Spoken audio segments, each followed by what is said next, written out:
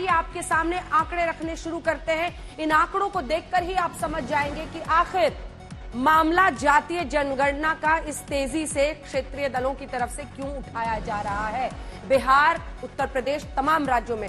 तो सबसे पहले जो आंकड़ा हम आपके सामने रख रहे हैं वो लोकसभा चुनाव का है। ओबीसी वोटरों पर किसकी पकड़, ये सवाल का जवाब देते हैं ये आंकड़े 1996 से लेकर 1999, 2004, 2009, 2014, 2019 के आंकड़े हम आपके सामने रख रहे हैं।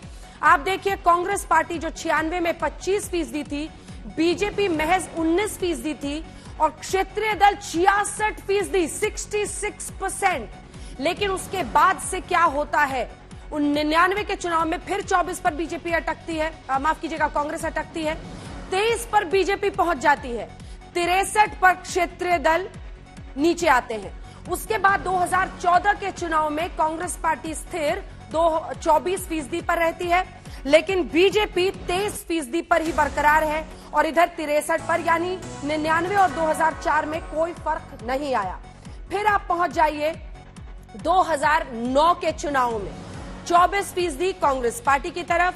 याद रखिए, यूपीए की सरकार 9 में बनी थी, 2009 में 22%, 1% खिसक के नीचे आती है बीजेपी और वही 1% लगभग क्षेत्रीय दलों को फायदा होता है, वो 64% पर पहुंच जाते हैं और गठबंधन की सरकार कांग्रेस पार्टी यूपीए 2 बना लेती है 2009 में। अब 2014 के बाद बाजी पलटती है। 2014 में वो आंकड़ा एक बार फिर से दिखा दीजिए, क्योंकि 2014 बहुत महत्वपूर्ण होता है जब 15% पर कांग्रेस पार्टी सिमट जाती है। वो सीधा 24 से 9% खो के 15% पे अटक जाते हैं। थोड़ा जूम इन कीजिए ताकि उनको 2014 का आंकड़ा दिखे।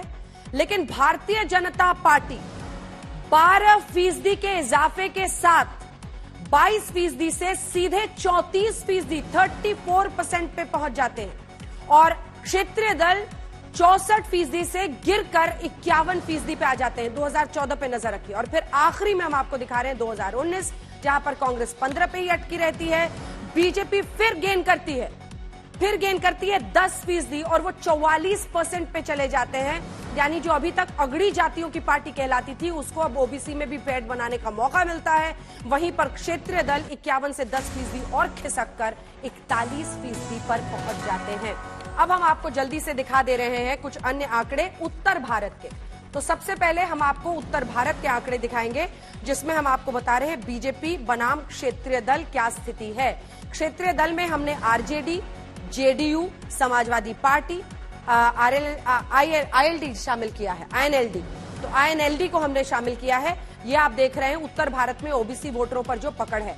तो 1996 में बीजेपी 28%, फिर 23%, 99 में 24%, 2004 में 2009 में 23%, 2019 में लेकिन वो पहुंच जाते हैं 46%। साफ फायदा उनको दिखाई दे रहा है। वहीं क्षेत्रीय दल उत्तर भारत में कैसे फिसलते हैं वो देखिए। 22 पहले 96 में, आप सोचिए 99 में 30% थे, वहां से 2019 पहुंचते पहुंचते वो सिर्फ 16% पर रह जाते हैं। अब हम आपको दिखा रहे हैं कि जब बीजेपी का मुकाबला सीधा कांग्रेस से हो तब स्थिति क्या रहती है। तो यहां पर भी आप देखिए 1996 में 44%, फिर 99 में 49%, 52% 2004 में, 2009 में 51% और 2019 में 65% वो पहुंच जाते हैं।